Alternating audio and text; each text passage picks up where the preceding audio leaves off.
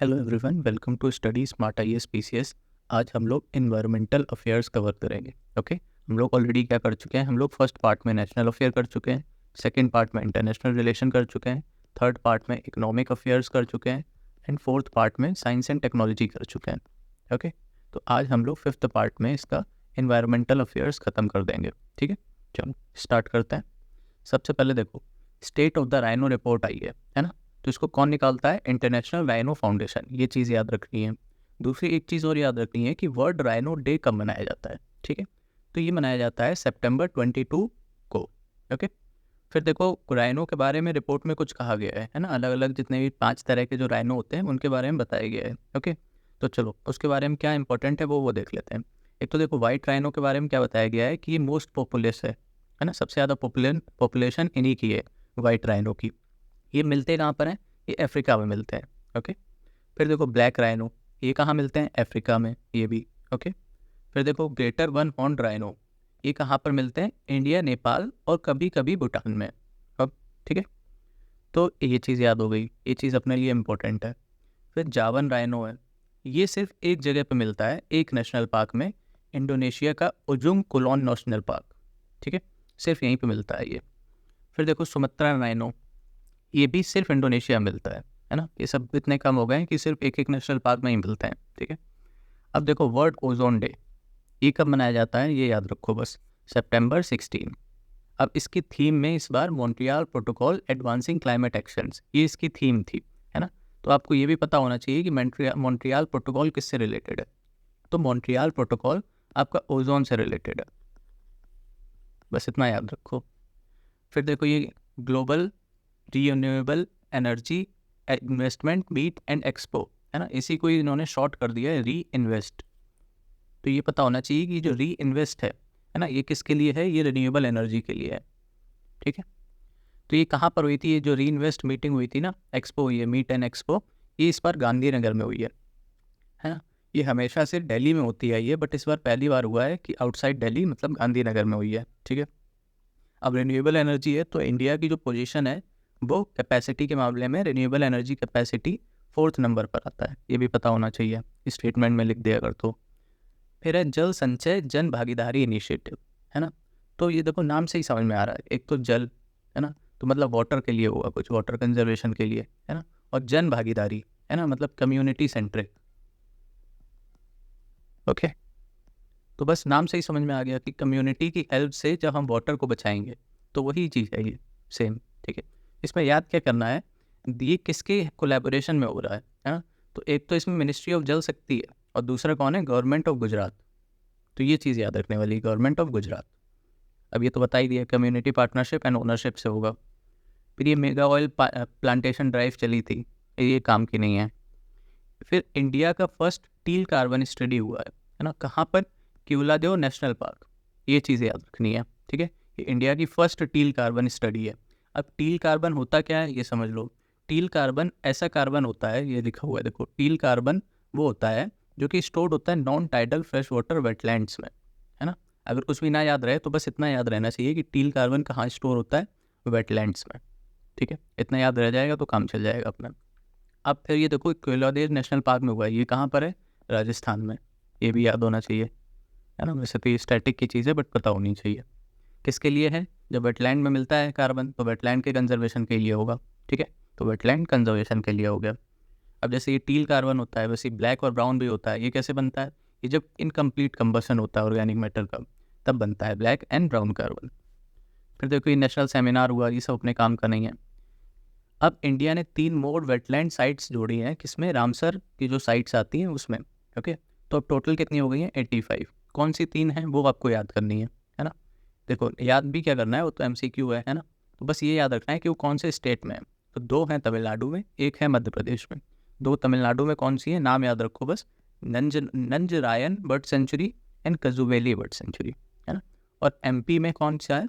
तवा reserve है। ये important है। क्यों इंपॉर्टेंट है?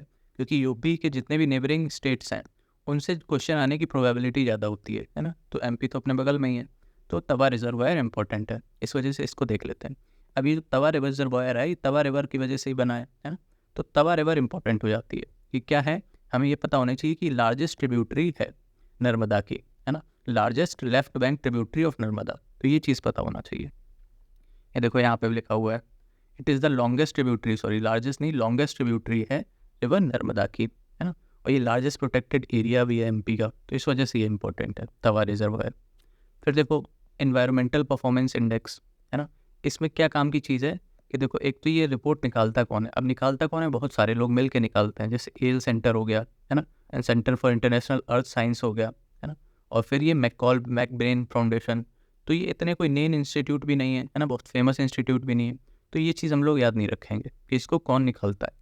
अब इसमें याद क्या रखेंगे फिर, इन्वायरमेंटल परफॉर्मेंस इंडेक्स में रैंक, तो देखो रैंक कितनी है इंडिया की रैंक है 176 आउट ऑफ 180 कंट्रीज़, है ना, मतलब सिर्फ 4 लोग हमसे नीचे हैं बस। कौन कौन है 4? Myanmar, Laos, Pakistan and last है वियतनाम। ओके, तो ये चीज़ पता होनी चाहिए। ये बड़ा कंट्रोवर्शियल भी है, ईपीआई बहुत कंट्रोवर्शियल है, गवर्नमेंट ने इसको वो किया है कि इनकी जो भी क्राइटेरिया है, बेसिस है, वो सब गलत है, हम लोग नहीं मानते हैं इसको। ओके, फिर देखो सस्टेनेबल डेवलपमेंट रिपोर्ट है ना, अगेन अपने काम की नहीं है, इसमें बस एक चीज़ याद रख लो कि इसके रिपोर्ट के हिसाब से इंडिया की रैंक 109th है सस्टेनेबल डेवलपमेंट में। ओके, फिर देखो बॉन क्लाइमेट कॉन्फ्रेंस हुई है, कहाँ पर हुई है ना, नाम से ही है बॉन, है ना, तो बॉन में ही हुई है, तो इसको याद करने की ज़रूरत नहीं है। एक और क्लाइमेट चेंज कॉन्फ्रेंस हुई है COP29 जो हुई है ना, यूएन क्लाइमेट चेंज कॉन्फ्रेंस, वो हुई है बाकू में, ये इंपॉर्टेंट है। ठीक है, बाकू कहाँ पर है? अजरबैजान में।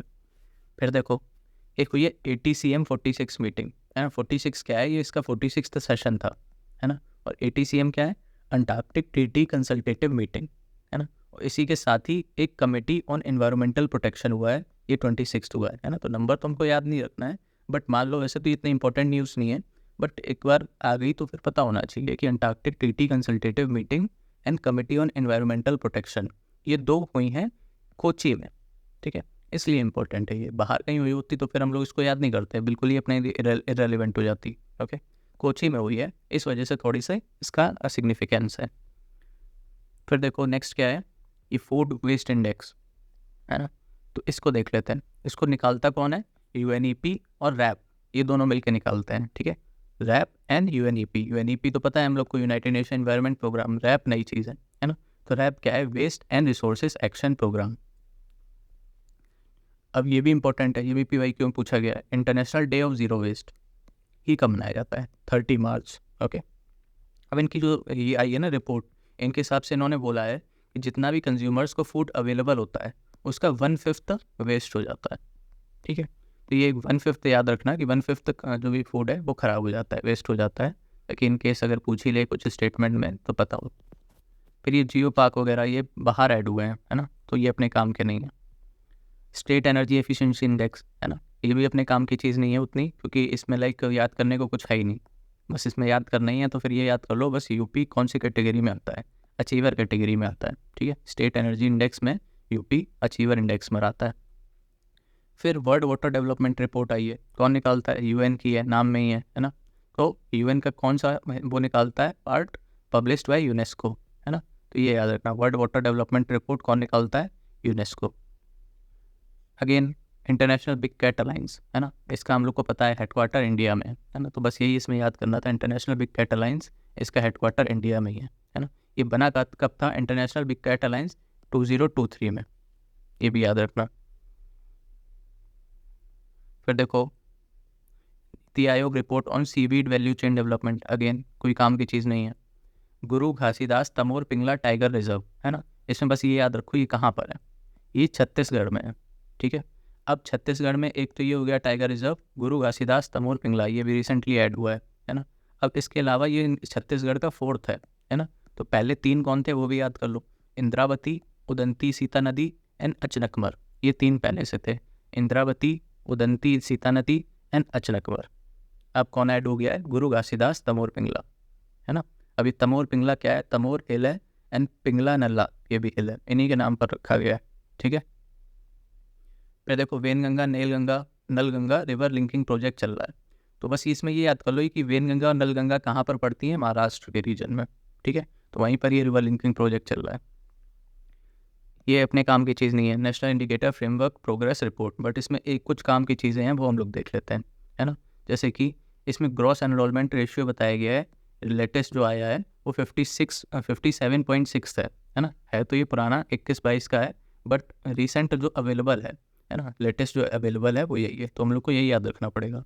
ग्रॉस एनरोलमेंट रेशियो क्या है? 57.6। ग्रॉस एनरोलमेंट रेशियो होता क्या है? मतलब जो हायर एजुकेशन के लिए ऑप्ट करते हैं, ओके, लोअर एजुकेशन से हायर एजुकेशन में जितने ऑप्ट करते हैं उनका रेशियो, ठीक है। तो ये 57.6 है, मतलब जितने भी लोअर एजुकेशन में बच्चे पढ़ते हैं, है ना, उसमें से सिर्फ 57 मान लो 57.6% ही हायर एजुकेशन में जाते हैं, बाकी सब ड्रॉप आउट हो जाते हैं।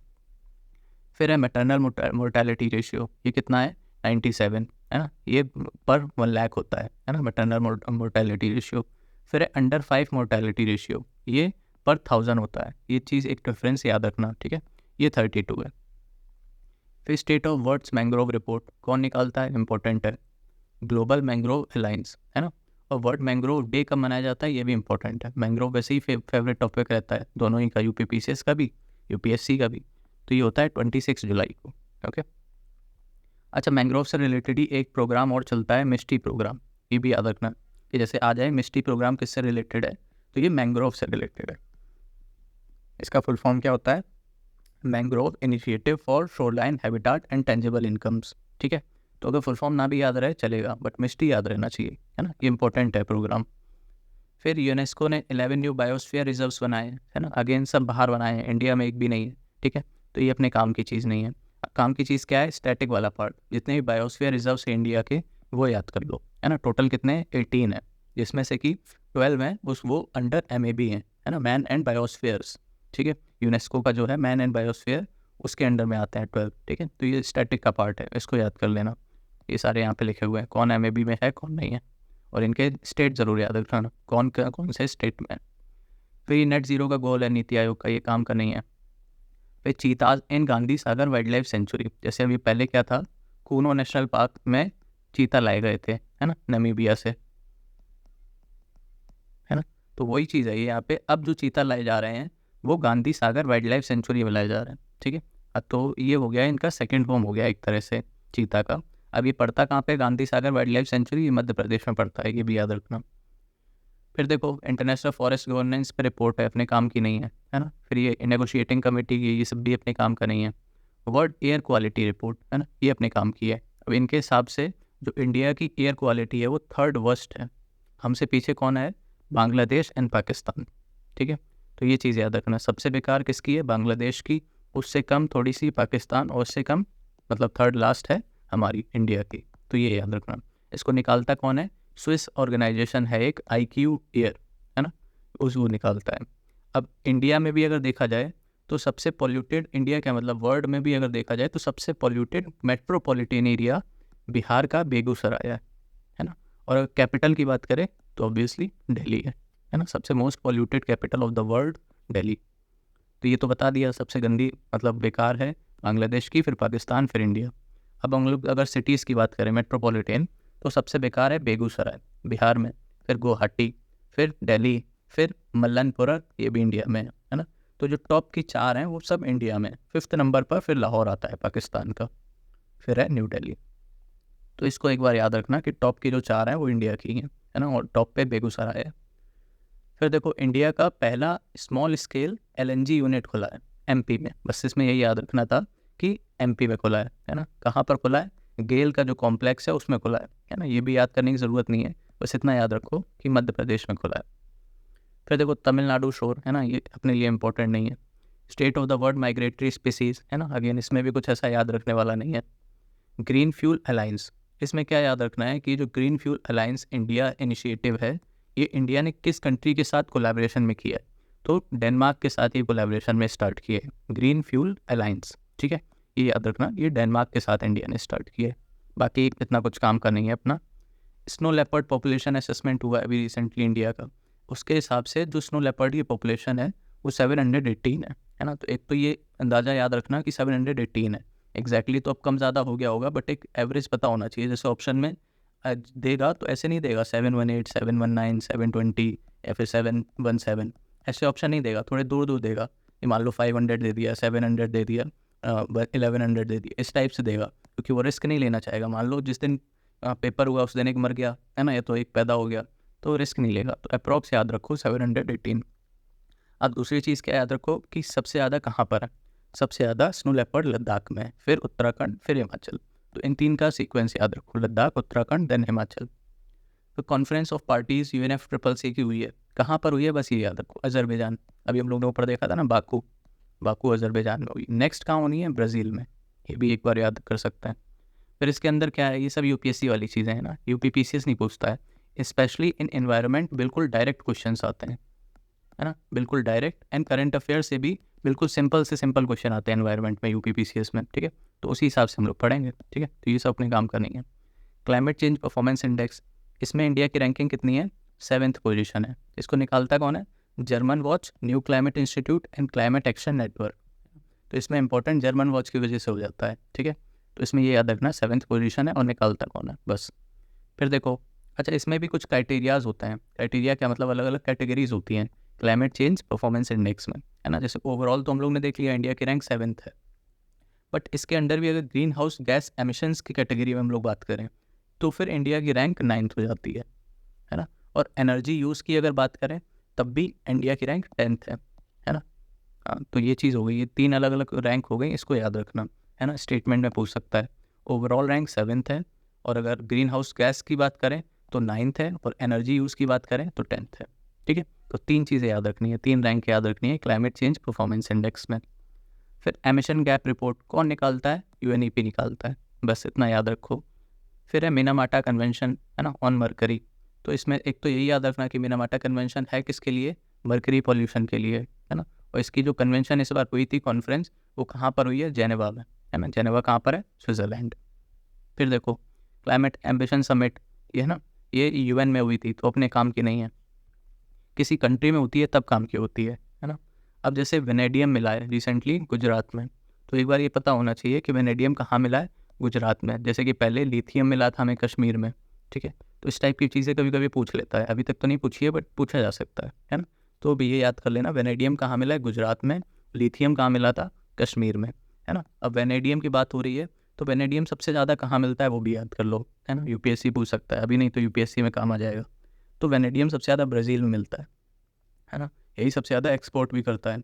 फिर रशिया और फिर साउथ अफ्रीका, ठीक है। तो Brazil, Russia and south Africa, ये 3 याद रखना। तो देखो स्मार्ट सिटी मिशन है ना, ये अपने काम का नहीं है।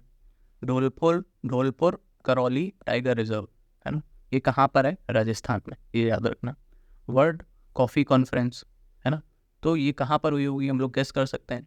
कॉफ़ी का बोर्ड कहाँ पर है, कॉफ़ी बोर्ड जो हम लोग स्टार्टिंग में पढ़ते हैं, है ना, ये बेंगलोर में है, ठीक है, कर्नाटका। तो वहीं पर हुई होगी, ठीक है, तो वहीं पर हुई है, ये याद रखना। फिर देख लेते हैं न्यूज़ एंड शॉर्ट्स, जो जो इम्पोर्टेंट है उसको भी देख लेते हैं। तो दुनिया का पहला thorium molten salt nuclear power station बना है ना। थोरियम मोल्टन सॉल्ट और न्यूक्लियर पावर स्टेशन कहाँ पर बना है, ये याद रखना है, गोबी डेजर्ट, चाइना में। फिर एक नैनो फर्टिलाइज़र प्लांट बना है, कहाँ पर, ककिनाडा में। ककिनाडा कहाँ है, आंध्र प्रदेश में, ये भी याद रखना है।